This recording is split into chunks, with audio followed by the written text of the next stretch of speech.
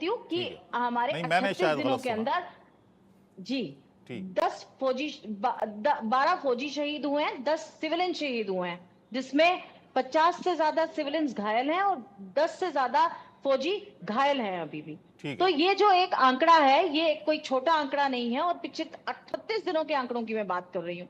2023 पहली जनवरी को डूंगरी राज्य राजौरी के अंदर किस तरह से टारगेट किलिंग की गई, उसके बाद लगातार ये सिलसिला जम्मू प्रोविंस के अंदर जारी रहा।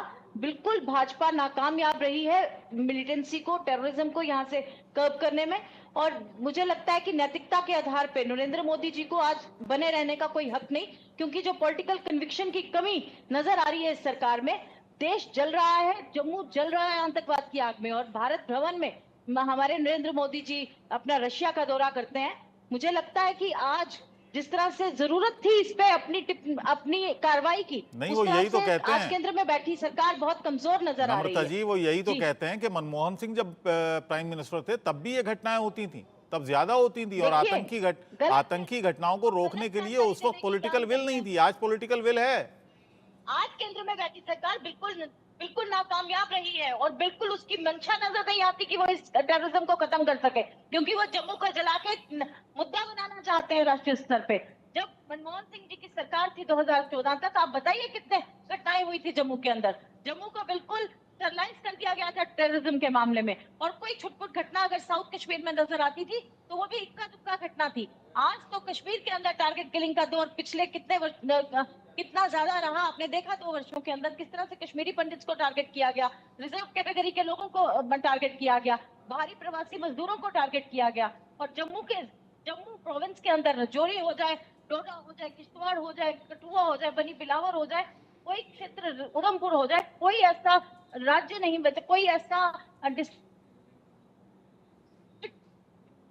वजह जहां पे आज आतंकवादी घटना ना हो सके। हर गली कूचे में ऐसी खबरें ठीक आ है। रही हैं। कल कुपवाड़ा ठीक के है, अंदर भी एक एनकाउंटर सर्च ऑपरेशन चल रहा था। तो मुझे लगता है पूरा जम्मू कश्मीर चलिए मैं इस इस पर वक्त जवाब लूंगा आतंकवाद की आपका। आग में दोबारा से चल रहा है, मैं और जवाब ले जम्मू लूंगा। जिला जिसको जी मैं जी बीजेपी के प्रवक्ता हमारे साथ हैं प्रदीप जी, उनसे जवाब लूंगा इस पर, लेकिन पहले मैं मेरे साथ दो खास मेहमान और मौजूद हैं। सुशील वकील जी हैं, जो जाने माने सोशल एक्टिविस्ट हैं, कश्मीरी एक्टिविस्ट हैं, और JKS परिहार साहब हमारे साथ हैं, जाने माने रक्षा विशेषज्ञ हैं। सुशील जी, ये जो घटनाएं जम्मू में हो रही हैं, पहले घाटी पर फोकस था, अब जम्मू पर फोकस है आतंकियों का। आपको क्या लगता है, क्या क्या स्ट्रेटेजी है ये? इकबाल साहब, सबसे पहले समझने की बात यह है कि जम्मू पहले 15-16 साल बिल्कुल ठंडा रहा, और सबसे ज्यादा ये तेज जो ये आतंकवादी हमले तेज हो गए वो प्रधानमंत्री के दोबारा चुनने के, तीसरी बार चुनने के बाद ही हो गए। ये पिछले एक महीने से जितनी भी घटनाएं हो रही है, ज्यादातर इन्हीं दिनों से हो रही है। अब ये जो आतंकी ये हमले जो हो रहे हैं, आप बता दीजिए, इनमें बहुत सारी चीजें देखने लायक है। पहला ये चीज है कि 9 बजे के बाद ये कौन सा जनरल है जो अपने एयर कंडीशन घर में बैठे है, कौन सा कमांडर है जो ये ऑर्डर देता है कि रात के 9 बजे के समय पे जब ये जंगलों में काला अंधेरापन होता है उस टाइम पे ये एनकाउंटर कर दो। ये हो गया कि जो भी रात को जाएगा, क्योंकि वो ये जो जंगल है इसमें बड़े होशियारी तरफ से आतंकी छुपे हुए हैं। आप देखते रियासी में यही हुआ, जब उन्हें हमला किया 10 लोग यात्री मर गए, 8-9 जख्मी हो गए। उस टाइम भी रात के अंधेरे में जो उसका फायदा उठा के भाग गए। वही कुठवा में भी हो गया, और ये तीसरी बार हो रहा है। अगर एनकाउंटर करना ही था सवेरे से शुरू कर लेते, क्यों आपने 5 जवानों को हमने और अफसर को हमने शहीद होने दे दिया। ऐसे अगर ये पता है कि जम्मू में अब हमले ज्यादा तेज हो रहे हैं, जहां 20 कंपनियां फौज की है, 40 लगा दो, 50 लगा दो, ताकि एक भी बार ये आतंकवाद खत्म हो जाएगा। वो हो ही नहीं रहा। तीसरा चीज है, अगर हमारे पास इजरायली ड्रोन्स है, इंडियन ड्रोन्स है, बाकी इक्विपमेंट है, वो क्यों नहीं यूज किया जाता है? अभी तक देखिए, ये जो आतंकवादी इनके पास पूरे नाइट बायनोक्यूलर से, बाकी जो ये आजकल लेटेस्ट ये चल रहा है, उनके पास वो सामान पड़ा हुआ। इनको क्यों नहीं इस चीजों से ये पूरा ये कर लेते हैं, इक्विप कर लेते हैं। ठीक है। इसके बाद ये जो एस्केप या रातों रात भाग जाते हैं, इसके लिए तो पहले से स्ट्रेटजी बनानी पड़ेगी। अब हमारे होम मिनिस्टर साहब हर बार कहते हैं कड़ी निंदा, कड़ी निंदा। आप देख लीजिए 7 अक्टूबर को जब ये हमस का हमला हुआ इसराइल पे, उसमें ठीक है। बाद में एक्शन लेते हुए जब ठीक है, समीक्षा मेरे की पास एक और गई, मेरे पास एक इजराइल बयान का आया है, डिफेंस कुछ मिनिस्टर फुटेज मेरे पास आई है। नीलिमा थापा हैं जो कि कैप्टन ब्रजेश थापा जो शहीद हुए हैं, उनकी माँ हैं, वो क्या कह रही हैं अपने बेटे की इस शहादत पर, जरा पहले वो सुन लेते हैं, फिर मैं परिहार साहब के पास जाऊंगा। अपने बेटा को गुम ही कर दिया। अभी तो आएगा भी नहीं कभी वो वापस। कल रात को पता चला 11 o'clock को। आपका लड़का कैसा था? वो तो बहुत ही डिसेंट था और ऐसे मतलब कंप्लेन कभी नहीं करता था। वो जैसे कंप्लेन करते ना लोग, ऐसे था ऐसे नहीं था। वो वेरी डिसेंट गाय। तो जैसे तो उसको आर्मी में जाना भी था, तो बता भी रखा था हम लोग ने कि आर्मी में ज़्यादा लाइफ टफ होता है। क्योंकि उसने देखा हुआ है अपने पापा को। हमने बोला तो तुम या तो नेवी में जाओ या एयरफोर्स में। बट उसने गर्व तो होता ही है ना, देश के लिए कुछ किया उसने, है ना। जाहिर है माता पिता के लिए काफ़ी मुश्किल घड़ी होगी जब बेटे का पार्थिव शरीर वो देखेंगे।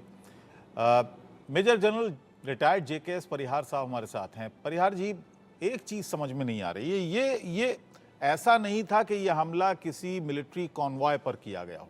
बाकायदा प्लानिंग थी आर्मी की, सेना की, उनके पास इनपुट्स थे और उसके बाद वो सर्च ऑपरेशन में गए थे, तो जाहिर है प्लानिंग के तहत गए होंगे। कहाँ लगता है आपको कि चूक हो गई? देखिए, इस समस्या में दो इश्यूज हैं। हम इसको लोकल एक सर्च ऑपरेशन करके ही इसको हम अलग नहीं कर सकते। इसमें सबसे बड़ी जो बात होती है कि सामाजिक और आर्थिक रूप से लोकल लेवल पे क्या हो रहा है, रिलीजियस एक्टिविटीज को कितना उसको जो है प्रॉम्प्ट किया जा रहा है, और सबसे इम्पोर्टेंट होता है इसमें कि इंटरनेशनल इंटरफेरेंस कितना हो। जब से पाकिस्तान में नए आर्मी चीफ बने जनरल मुनीर अहमद साहब, तब से ये बिल्कुल तय था कि जम्मू कश्मीर में उनकी एक्टिविटीज बढ़ेंगी, क्योंकि वो आईएसआई के चीफ भी रहे थे और सारी प्लानिंग उसी हिसाब से वो चलती रही। हमारे यहाँ हमारा सारा फोकस, क्योंकि पहले मिलिटेंट एक्टिविटीज सारी कश्मीर वैली में होती थी। कश्मीर वैली का आप जानते हैं अच्छी तरह से कि उसका यूपी का जो इलाका मीरपुर वगैरह का है, उसमें एक्सेस काफ़ी आसान है और एथनिक रूप से भी वो दोनों तरफ मिलते जुलते रहे, उनके रिश्ते रहे, शादियाँ हुई हैं। तो ये बड़ा इजी था कि वहाँ पे टेररिस्ट एक्टिविटीज़ को काफ़ी जल्दी अंजाम वो लोग दे सकने में सफल हुए थे। और धीरे धीरे उनके इन्फिल्ट्रेशंस पूरे उसमें वैली में बैंकिंग से लेके गवर्नमेंट ऑफिशियल्स, स्कूल, सब तरफ वो भरे पड़े हुए थे। तो उनका ऑपरेशन तगड़ा था। उसी वजह से 1990 के बाद अब तक सारा फोकस भारत सरकार का, चाहे किसी भी गवर्नमेंट की रही, मैं किसी को ब्लेम नहीं करता हूँ, सबने अपनी तरफ से पूरी कोशिश करी, आज भी कर रहे हैं, उसमें कोई जी, दो राय नहीं लेकिन है। लेकिन यही सवाल बन रहा है, सबने कोशिश की है, वहां पर हाँ, आईबी है, वहां पर मिलिट्री इंटेलिजेंस है, मैं उसी पे ही आ रहा तमाम हूँ। आप मुझे इक्विपमेंट्स 2 वहां मिनट, पर हैं। बिल्कुल सही कहा आपने। मैं 2 मिनट दीजिए, मैं आपको बताता हूँ। तो उस वजह से अब इस गवर्नमेंट ने पिछले कुछ सालों में जम्मू कश्मीर के कश्मीर वैली में पूरे ऑपरेशंस किए, सर्च ऑपरेशंस, और उन्होंने उनके लोकल रिसोर्सेज, फंडिंग वगैरह पूरे बंद कर। अब जो मेजर इन्फिल्ट्रेशन होता है पाकिस्तान से होता है, वो नॉर्थ पंजाब के और जम्मू रीजन से ही होता है। सियालकोट और शकरगढ़ सेक्टर है, वहां से होते रहे हैं। ये घने जंगल है और इसमें एक्सेस करना बहुत मुश्किल होता है। कोई एक लाइन नहीं खींची हुई है कि जिसमें आप आराम से इधर से उधर देख सकते हैं।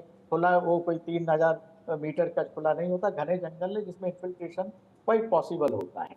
अब जो मेजर इशू अभी ये जो आ रहा है वो ये है कि क्योंकि ऊपर सारा हमने कंट्रोल कर दिया, और जब एलएसी पे जब 2020 में एक्टिविटीज बढ़ी, तो डिप्लॉयमेंट के लिए राष्ट्रीय राइफल्स के काफी मूवमेंट्स हुए और उनकी फोर्सेज जो है वहां से कम हुई। पैरामिलिट्री फोर्सेज भी जम्मू डिवीजन से जो है सरकार ने निकाली। ये माना जा रहा था कि यहाँ पीस है और यहाँ इतना ज्यादा डिप्लॉयमेंट जो है वो लोकल्स को अफेक्ट करेगा, तो वो वहां पर व्यक्ति हुआ। कश्मीर वैली में ज्यादा फोर्स कंसंट्रेशन होने से ये जो मिलिटेंट एक्टिविटीज उन्होंने टैक्टिक्स बनाई कि अब हम जम्मू में इन्वॉल्व करें, और इसी वजह से इन्होंने क्या करा कि जो इंटरनेशनल टेररिस्ट ऑर्गेनाइजेशंस हैं, उन्होंने लोकल फेसेस को सामने लाने की स्ट्रेटेजी बनाई, और उसी वजह से आप देख रहे हैं कि यहाँ जम्मू रीजन्स में भी जो है वो लोकल इसमें एंगेज मिले हुए पाए गए हैं। तो ये समस्या अंतर्राष्ट्रीय स्तर की है, और मैं नहीं समझता हूँ कि छोटी एक सर्जिकल स्ट्राइक इसका आंसर है। आपने कहा चीनी हथियार कहाँ से आए, तो सीपीएसी के बनने का जो चल रहा है उसमें लद्दाख से लेकर पीओके में और उधर सिंध तक इनके चाइनीज जो है वो सिविलियन के नाम पे मिलिट्रीज वाले काफी एक्टिव हो गए, और वहां से इनको एक्सेस इसके मिलती होती है। तीसरा जो है वो नेपाल के थ्रू, बिहार के थ्रू भी आते हैं, और वो इस तरह से एक बड़ा नेक्सस जो इंडिया में टेररिज्म चलाने का जो आईसिस का चल रहा है, अब उन्होंने फोकस सारा इसमें जम्मू रीजन में किया हुआ है।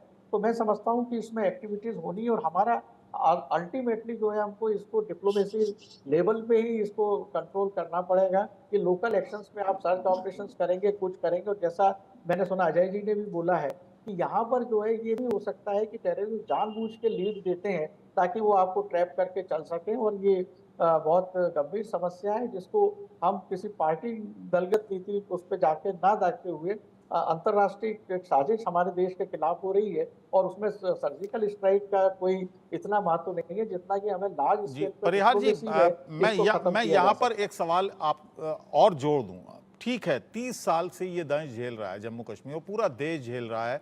पहले पंजाब में था, फिर उसके बाद जम्मू कश्मीर में, और ये घटनाएं रुक नहीं रही हैं। ना जाने कितनी सरकारें आई, कितनी गईं, लेकिन ये घटनाएं बदस्तूर जारी हैं। अब सवाल ये उठता है कि हम कितने तैयार हैं। हमारे पास लेटेस्ट इक्विपमेंट्स हैं।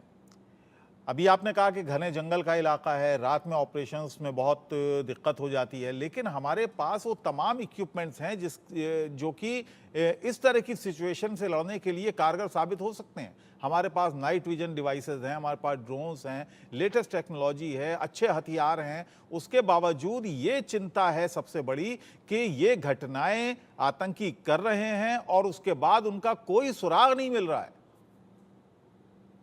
नहीं, ऐसा तो मैं नहीं मानता हूँ कि सुराग नहीं मिल रहा है। जिस तरह से कश्मीर वैली में कर्म हुए हैं, यहाँ भी होंगे, यहाँ भी होंगे। डिप्लॉयमेंट बढ़ेंगे, पैरामिलिट्री के भी बढ़ेंगे, आर्मी के भी बढ़ेंगे।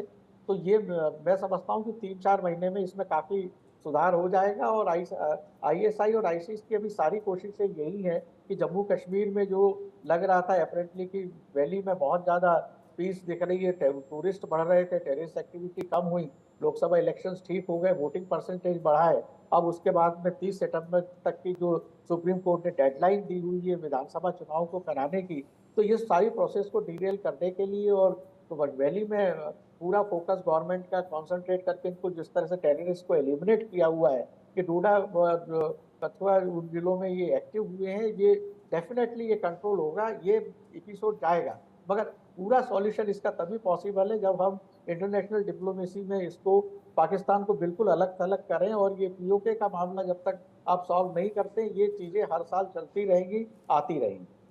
राज साहब, तब तक हम कितने जवान के बलिदान करते रहेंगे? आपको 3-4 महीने का समय दे दिया, यहाँ तो अब तक 12 जवान कुछ ही हफ्तों में मारे गए। अगर हम उस डिप्लोमेसी का इजहार करें, इंडिया तो 20-25 साल से वही डिप्लोमेसी कर रहा है। अब पाकिस्तान को इंटरनेशनल फोरम पे तो दरबदर कर दिया, लेकिन फिर भी पाकिस्तान, और आप जो कह रहे हैं कि पाकिस्तान में कोई नया जर्नल आ गया, क्या मतलब कल अगर पाकिस्तान में कोई जर्नल, कोई आतंकवादी आएगा तो फिर हम यहाँ पर इंडिया पे डर जाएंगे, या हम अपना जो हमारा ये अपना सिक्योरिटी बंदोबस्त है उसको छोड़ देंगे? ये तो अजीब चीज है कि पाकिस्तान में कोई भी आ जाए, हमें अपनी सुरक्षा करनी है कि हमें दिख रहा है कि पाकिस्तान में कौन आ रहा है, कौन नहीं आ रहा है, हमें अपना संभालना है। आप देखिए, हमारे पास हथियार कम नहीं है, हमारे लेटेस्ट इक्विपमेंट इंडियन आर्मी के पास भी है, लेकिन उसके पास वो चलाने की इजाजत है कि आप देखिए क्लस्टर बॉम्ब्स है, जंगलों में जहाँ छुपे क्लस्टर बॉम्ब्स वगैरह यूज कर सकते हैं। कि हम देख रहे हैं कि कोई दुनिया क्या सोचेंगे, वर्ल्ड फोरम में हम क्या जवाब देंगे। ये ऐसी स्थिति है, हम खाली पाकिस्तान पे सर्जिकल स्ट्राइक, ठीक है, मैं ये सवाल पूछ लेता हूं, हमें अपने देश में करनी है, परिहार जी से। अपने देश में भी जो बैठे हैं उनके खिलाफ भी करनी है, और जो इनके साथ लोकल सपोर्ट है, पहले हमें देखना है कि उस लोकल सपोर्ट को कट ऑफ कैसे करेंगे। मैं पूछ लेता हूं पहले नम्रता जी से। नम्रता जी कुछ कह रही हैं, पहले उनसे ले लेते हैं। जी, मुझे लगता है कि भाजपा सरकार की नीतियों का ये टोटल फेलियर है। This is a failure on the policy of the central government. आज नैतिकता के आधार पे भी प्रधानमंत्री और होम मिनिस्टर, डिफेंस मिनिस्टर को इस्तीफा देना चाहिए, क्योंकि वो यहाँ पे शांति बहाली करने में बिल्कुल नाकामयाब रहे हैं। आज की जो परिस्थितियां हैं वो उसी का नतीजा है कि इस तरह से आतंकवाद का यहाँ बढ़ावा हो रहा है। अभी मैं ब्रिगेडियर साहब को यहाँ सुन रही थी, परिहार साहब को, उन्होंने बोला कि जो तैनाती की गई उसमें जो फेरबदल किया गया वो भी कहीं ना कहीं, और तैनाती कौन करता है, ये सब चीजें कौन देखता है, this is a policy matter of government कि कहाँ कितनी तैनाती की जाएगी। तो मुझे लगता है वो भी एक इसमें बहुत बड़ा फैक्टर है, और ये फेलियर उनका है। नैतिकता के आधार पे उन्हें इसमें इस्तीफा देना चाहिए, क्योंकि केंद्र में बैठी सरकार आज बहुत कमजोर सरकार है जो नाकामयाब रहे प्रदीप जी। रोकने में। देखिए, जम्मू जो बिल्कुल ठीक है, जहाँ प्रदीप पे जी से पहले आतंकवाद का बिल्कुल पहले सफाया जवाब कर ले दिया लेता हूँ गया था प्रदीप जी। पिछली सरकारों प्रदीप द्वारा। जी से जवाब ले तो लेता आज हूँ। उसका आपने दोबारा पहले भी पनपना ये अपने आप में- आपने जो आरोप लगाया उनका भी जवाब ले लेता हूँ प्रदीप जी ने। प्रदीप जी, यहाँ पर जो नम्रता जी कह रही हैं कि पॉलिटिकल विल इस सरकार की नहीं है और जो नीतियां हैं वो बिल्कुल फेलियर है, उन नीतियों का जम्मू कश्मीर के